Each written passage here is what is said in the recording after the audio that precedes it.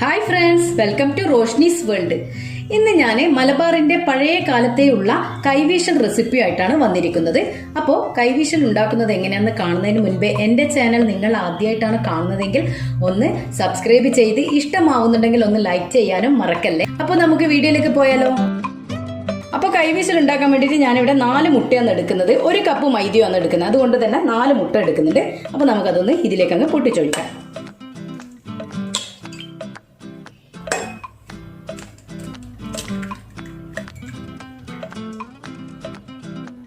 അപ്പോൾ നമുക്ക് ഈ 4 മുട്ട ഒന്ന് ബീറ്റ് ചെയ്തെടുക്കാം. അപ്പോൾ ഞാനിപ്പോൾ ഒരു ഹാൻഡ് വിസ്ക് എടുത്തിട്ട് ബീറ്റ് ചെയ്യുന്നുണ്ട്. ഇത് ജസ്റ്റ് ഒന്ന് ഇങ്ങനെ ഒന്ന് ഉടച്ചു കൊടുത്താൽ മഞ്ഞ ഒന്ന് ഉടച്ചതിന് ശേഷം നമുക്ക് ഇതിലേക്ക് ഞാനൊരു 2 ഏലക്ക പൊടിച്ചത് ചേർക്കുന്നുണ്ട്. ഏലക്കയുടെ ഫ്ലേവർ നല്ല ഇഷ്ടമുള്ളവർ കുറച്ച് കൂടുതൽ ഇട്ടോ. എനിക്ക് അത്ര ഇഷ്ടമില്ലാത്തത് കൊണ്ടാണ് ഞാൻ കുറച്ചിട്ടത്. ഇനി ഇതിലേക്ക് ഞാൻ 1/4 കപ്പ് പൗഡർ ഷുഗറാണ് ചേർക്കുന്നത്. പൗഡർ ഷുഗർ തന്നെ ചേർക്കാൻ നോക്കാൻ, അതാവുമ്പോൾ കുറച്ചുകൂടെ നമുക്ക് എളുപ്പമാണ് ഇതിലേക്ക് അങ്ങ് മിക്സ് ചെയ്തെടുക്കാൻ.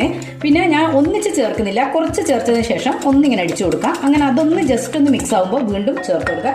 ഇത് ഞാൻ എളുപ്പത്തിന് വേണ്ടിയിട്ടാണ് കേട്ടോ. പഴയ കാലത്തൊക്കെ എന്ന് പറഞ്ഞാൽ സാധാരണ പഞ്ചസാര തന്നെയാണ് അവർ ഇട്ട് ചേർക്കുന്നത്. ഇപ്പം ഇന്നത്തെ കാലത്ത് എല്ലാം നമ്മൾ ഫാസ്റ്റ് അല്ലേ നോക്കുന്നത്. അപ്പോൾ അതുകൊണ്ട് മാത്രം ഞാനിങ്ങനെ പൊടിച്ച് ചേർക്കുന്നതേ ഉള്ളൂ. പൊടിച്ച് ചേർക്കുമ്പോൾ എനിക്ക് പെട്ടെന്നൊന്ന് മിക്സായി കിട്ടിയതുപോലെ തോന്നിയിട്ടുണ്ട്, എളുപ്പം തോന്നിയിട്ടുണ്ട്. അതുകൊണ്ടാണ് അങ്ങനെ ചെയ്യുന്നത്. അതുപോലെ തന്നെ ഇങ്ങനെ കുറേശ്ശെ ചേർക്കുന്നതും അതുകൊണ്ട് മാത്രം. അപ്പോൾ ഇത് നന്നായിട്ട് നമുക്കിതൊന്ന് മിക്സ് ചെയ്യാം. കണ്ടോ, ഇപ്പോൾ എത്ര പെട്ടെന്ന് മിക്സായി വന്നു. അതേസമയം നമ്മൾ സാധാരണ പഞ്ചസാര, പൊടിക്കാത്ത പഞ്ചസാര എടുക്കുന്നതാണെങ്കിൽ അത് മിക്സായി കിട്ടാൻ കുറച്ച് ബുദ്ധിമുട്ടല്ലേ. അപ്പോൾ ഇത് നമ്മളൊന്ന് എളുപ്പപ്പണി നോക്കിയേ ഉള്ളൂ. ഇനി ഇതിലേക്ക് ഞാൻ ഒരു നുള്ളു ഉപ്പ് കൂടെ ചേർത്ത് കൊടുക്കുന്നുണ്ട്. അതൊന്ന് മധുരം ഒന്ന് ബാലൻസ് ചെയ്യാൻ വേണ്ടിയിട്ടാണ് ഉപ്പ് ചേർക്കുന്നത്. ഇതിപ്പോൾ കണ്ടോ, പെട്ടെന്ന് തന്നെ മിക്സായി വന്നിട്ടുണ്ട്. ഇനി നമുക്ക് ഇതിലേക്ക് 1 കപ്പ് മൈദ ചേർത്ത് കൊടുക്കണം. ഞാനിവിടെ അരിച്ചിട്ടാണ് മൈദ ഇതിലേക്ക് ഇട്ട് കൊടുക്കുന്നത്. അപ്പോൾ മൈദ നമുക്കിതിലേക്ക് ഇട്ട് കൊടുക്കാം. ഇത് മൈദ ഞാൻ അരിച്ചിട്ട് കൊടുക്കുന്നത് എന്തിനാന്ന് പറഞ്ഞാൽ നല്ല സോഫ്റ്റ് ആയിട്ട് വരണ്ടിയിട്ടാട്ടോ. അരിച്ചിട്ടില്ലെങ്കിലും കുഴപ്പമൊന്നുമില്ല, ഡയറക്റ്റ് ഇട്ട് കൊടുക്കുക. പെട്ടെന്നൊക്കെ ചെയ്യുന്നുണ്ട് നമുക്ക് ഡയറക്റ്റ് ചെയ്യാം. നമുക്കിപ്പോൾ ടൈമൊക്കെ ഉള്ള സമയത്താണെങ്കിൽ നമ്മളിങ്ങനെ അരിച്ചിട്ടൊക്കെ ഇടുന്നതാണെങ്കിൽ ഇത് നല്ലൊരു സോഫ്റ്റ് ആയിട്ട് തന്നെ കിട്ടും നമുക്ക് ഈ സ്നാക്സ്.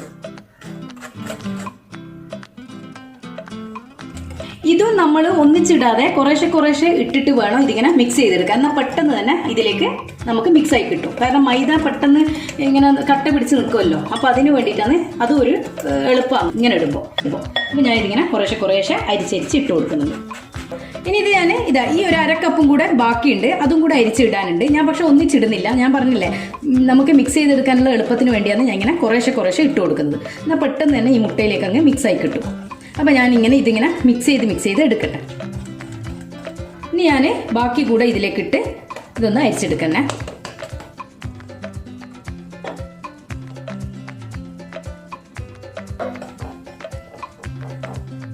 ഇനി ഇത് കൂടെ രണ്ടാമതിട്ടത് കൂടെ നമുക്കിതിലേക്ക് അങ്ങ് മിക്സ് ചെയ്ത് കൊടുക്കാം. കണ്ടോ, ഇപ്പം കണ്ടോ പെട്ടെന്ന് മിക്സായി കിട്ടിയത് കണ്ടോ. അപ്പോൾ നമ്മൾ ഇതിങ്ങനെ ചെയ്തെടുക്കുന്ന സമയത്ത് നമ്മൾക്ക് ഈ ബാറ്റർ കുറച്ച് ടൈറ്റായി പോയി തോന്നുന്നുണ്ടെങ്കിൽ നിങ്ങൾ എന്താ ചെയ്യേണ്ടതെന്ന് പറഞ്ഞാൽ 1 മുട്ടയും കൂടെ ഇതിലേക്ക് അങ്ങ് ഉടച്ചൊഴിച്ചു കൊടുക്കാം. ഒരു കാരണവശാലും വെള്ളം ചേർക്കരുത് കേട്ടോ. ഇത് മുട്ടയും മൈദയും അതിൻ്റെ മിക്സിങ് മാത്രമേ ഇതിൽ പാടുള്ളൂ. വെള്ളം ഇതിലേക്ക് കൂടിപ്പോയാൽ പിന്നെ നമ്മളെ സ്നാക്സ് ശരിയായി വരില്ല. അപ്പോൾ ആ സമയത്ത് നിങ്ങൾ എന്താ ചെയ്യേണ്ടതാണ്, ഇതാണ് ഇതിൻ്റെ കൺസിസ്റ്റൻസി. അപ്പോൾ നിങ്ങൾ എന്താ ചെയ്യേണ്ടതാണ്, 1 മുട്ട കൂടെ ഉടച്ചൊഴിക്കുക. ടൈറ്റ് ആയിട്ടുണ്ടെങ്കിൽ, ബാറ്റർ ടൈറ്റ് ആയി പോയിട്ടുണ്ടെങ്കിൽ മാത്രം. അതുപോലെ പഞ്ചസാരയുടെ അളവും നിങ്ങൾക്ക് മധുരം കൂടുതൽ വേണമെന്നുണ്ടെങ്കിൽ, ചിലർക്ക് മധുരമൊക്കെ നല്ല ഇഷ്ടമുള്ള ആളായിരിക്കുമല്ലോ. അപ്പോൾ അങ്ങനെ തോന്നുന്നുണ്ടെങ്കിൽ മധുരം കുറവാൻ തോന്നിയിട്ടുണ്ടെങ്കിൽ മധുരം കൂട്ടിയിടാം. അതുപോലെ ഏലക്കായുടെ ഇത് കുറച്ചുകൂടെ കൂട്ടിയിടാം. ഏലക്കായ കൂടുതൽ ഫ്ലേവർ ഇഷ്ടമാണെങ്കിൽ ഏലക്കായുടെ ഞാനിപ്പോൾ 2 ഇട്ടെങ്കിൽ നിങ്ങൾക്ക് അതൊരു 3 ഒക്കെ ആക്കിയിട്ട് ഇട്ട് കൊടുക്കാം. അതൊക്കെ ഓരോരുത്തരെ ഇഷ്ടം പോലെ മാറ്റി മറിച്ചൊക്കെ ചെയ്യാം. ഇപ്പോൾ ഇതാ ഈ ഒരു കൺസിസ്റ്റൻസിയിൽ കണ്ടോ, ഈ ഒരു കൺസിസ്റ്റൻസിയിൽ ആക്കിയെടുക്കണം. ഇത് നമുക്ക് പെട്ടെന്ന് ഉണ്ടാക്കിയെടുക്കാം കേട്ടോ. പെട്ടെന്ന് നമ്മളൊരു വിരുന്നാരൊക്കെ വന്നാൽ നമുക്ക് പെട്ടെന്ന് തന്നെ ചെയ്തെടുക്കാൻ പറ്റിയ ഒരു സ്നാക്സ് കൂടി കേട്ടോ.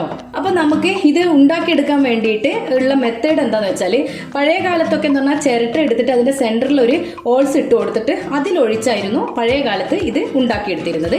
ഞാനിപ്പോൾ എന്താ ചെയ്യുന്നതെന്ന് പറഞ്ഞാൽ, നമ്മളെ സോസ് ബോട്ടിലില്ലേ, ആ സോസ് ബോട്ടിലേക്ക് ഇത് ഫില്ല് ചെയ്യും. എന്നിട്ട് അതിൽ കൂടെ ഇപ്പോൾ സോസ് ബോട്ടിലിൻ്റെ ഈ വലിപ്പം വലിപ്പം കുറച്ച് ചെറുതാണ് ഇതിൻ്റെ ഓൾസ്. അപ്പോൾ ഞാൻ എന്താ ചെയ്യുന്നത് പറഞ്ഞാൽ ഇതിൻ്റെ ഇവിടെ അങ്ങ് കട്ട് ചെയ്യും. ഞാൻ സ്വതവേ അങ്ങനെ കട്ട് ചെയ്തിട്ട് അന്ന് ഉപയോഗിക്കൽ. ഇവിടെ നിന്ന് അങ്ങ് കട്ട് ചെയ്യും. എന്നിട്ട് ഇത് നമുക്ക് കഴുകിയിട്ട് വീണ്ടും ഉപയോഗിക്കുകയും ചെയ്യാം. എന്നിട്ട് കഴുകി വെച്ചാൽ മതി. അപ്പോൾ ഇതങ്ങ് ഇവിടെ നിന്ന് കട്ട് ചെയ്യുക. അപ്പോൾ കുറച്ച് വലിപ്പമുള്ള ഓൾസ് കിട്ടും. ഇതാകുമ്പോൾ അതിന് നിങ്ങൾക്ക് ചെറുമാതിരിയാണ് നിങ്ങൾ ഉണ്ടാക്കുന്നതെങ്കിൽ ഈ ഒരു ഓൾസ് മതി കേട്ടോ. പക്ഷേങ്കിൽ ഞാൻ ഇച്ചിരി കൂടെ വലിപ്പം കിട്ടാൻ വേണ്ടിയിട്ട് ഇവിടുന്ന് അങ്ങ് കട്ട് ചെയ്യും. കാരണം നമ്മൾ ചിരട്ട എടുക്കുമ്പോൾ ഓൾസ് കുറച്ച് വലിപ്പമുള്ളതല്ലേ കിട്ടുന്നത്. അതല്ലേ നമ്മൾ ആ ഒരു കണക്ക്. അപ്പോൾ ആ ഒരു കണക്കിൽ ചിലവർക്ക് അത് തടിയിൽ ഉണ്ടാകുന്നത് ഇഷ്ടമല്ല ആ സ്നാക്സ്. ചിലവർക്ക് നല്ല എന്താ പറയുക തിന്നായിട്ട് കിട്ടിയാലും മതി. തിന്നായിട്ട് കിട്ടിയാൽ മതി എന്ന് പറഞ്ഞിട്ടുണ്ടെങ്കിൽ ഈ ഒരു അളവ് മതി കേട്ടോ. അതല്ലെങ്കിൽ ഞാൻ പറഞ്ഞ പോലെ ഇവിടെ നിന്ന് കട്ട് ചെയ്തോളൂ. ഞാനിപ്പോൾ ഇത് കട്ട് ചെയ്ത് കേട്ടോ. ഇപ്പം ഞാനിത് കണ്ടോ, ഇത് കട്ട് ചെയ്തപ്പോൾ ആ നീളമുള്ള ഭാഗം കട്ട് ചെയ്തപ്പോൾ എനിക്കിതാ ഈ ഒരു ഓൾസിൻ്റെ വലിപ്പം ഇത്ര വലിപ്പത്തിൽ കിട്ടി. അപ്പോൾ ഞാൻ ഈ ബാറ്ററിനെ ഇതിലേക്ക് അങ്ങ് ഫില്ല് ചെയ്ത് വെക്കട്ടെ. ഇതിലേക്ക് ഒഴിക്കുന്നതിന് മുന്നേ ഒന്നുകൂടെ ഇതിങ്ങനെ ഇളക്കി കൊടുക്കണേ. എല്ലാം ഒന്നുകൂടെ മിക്സ് ആയിട്ട് ഇതിലേക്ക് അങ്ങ് ഒഴിച്ചു കൊടുക്കണ്ട. ഇതാണ് കൺസിസ്റ്റൻസി. ഇനി ഇതിലേക്ക് ഒഴിച്ചു കൊടുക്കാം. അപ്പം ഞാൻ ഈ ബോട്ടിൽ മുഴുവൻ നിറച്ച് വെച്ചിട്ടുണ്ട്. ഇനി ഇതിൽ നമുക്ക് ഫ്രൈ ചെയ്തെടുക്കാം. നന്നായിട്ട് ചൂടായി കിടക്കുന്നുണ്ട്. ഇനി നമുക്ക് ഇതിലേക്ക് സ്പൈറലായിട്ട് ഒഴിച്ചു കൊടുക്കാം. വലിപ്പമൊക്കെ നിങ്ങൾക്ക് തീരുമാനിക്കാം. നല്ല വലിപ്പം വേണമെന്നുണ്ടെങ്കിൽ നല്ല വലിപ്പത്തിലാക്കാം. ഞാനിപ്പോൾ ഏകദേശം ഈ ഒരു വലിപ്പത്തിലാണ് ആക്കിയെടുക്കുന്നത്. എന്നിട്ട് ഇതിൻ്റെ മുകളിലേക്ക് എണ്ണ ഇങ്ങനെ കോരി ഒഴിച്ചു കൊടുക്കാം. അത് മുകൾ ഭാഗവും കൂടെ ഒന്ന് ആയി കിട്ടാനാണ്. ഈ സമയത്ത് നമുക്കൊന്ന് ഫ്ലെയിം ഒന്ന് മീഡിയത്തിലാക്കാൻ ശ്രദ്ധിക്കണേ.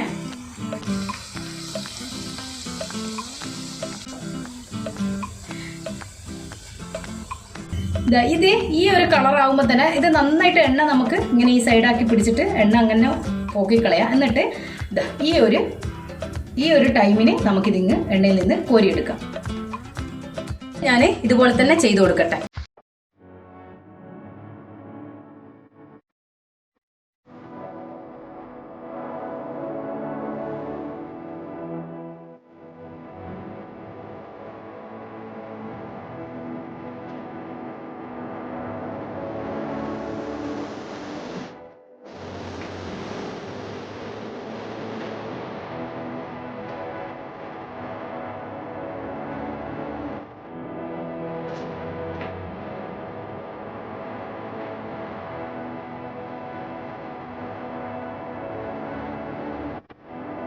ഇവിടെ കൈവീശലപ്പം ഇവിടെ റെഡി ആയിട്ടുണ്ട്. ഇപ്പോൾ ഇതിൻ്റെ കൂടെ കുടിക്കാൻ വേണ്ടിയിട്ട് ഞാനിപ്പോൾ ഒരു മസാല ചായ ഇവിടെ റെഡിയാക്കിയിട്ടുണ്ട്.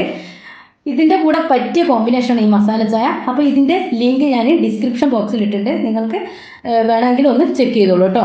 അപ്പോൾ എൻ്റെ ചാനൽ നിങ്ങൾ ആദ്യമായിട്ടാണ് കാണുന്നതെങ്കിൽ ഒന്ന് ലൈക്ക് ചെയ്യാനും സബ്സ്ക്രൈബ് ചെയ്യാനും തൊട്ടടുത്തുള്ള ബെല്ലൈക്കൻ എനേബിൾ ചെയ്താൽ ഞാനിടുന്ന പുതിയ പുതിയ വീഡിയോസ് നിങ്ങൾക്ക് നോട്ടിഫിക്കേഷനായി കിട്ടും. അപ്പോൾ പുതിയ വീഡിയോയിൽ കാണുമ്പോഴേക്കും ബൈ.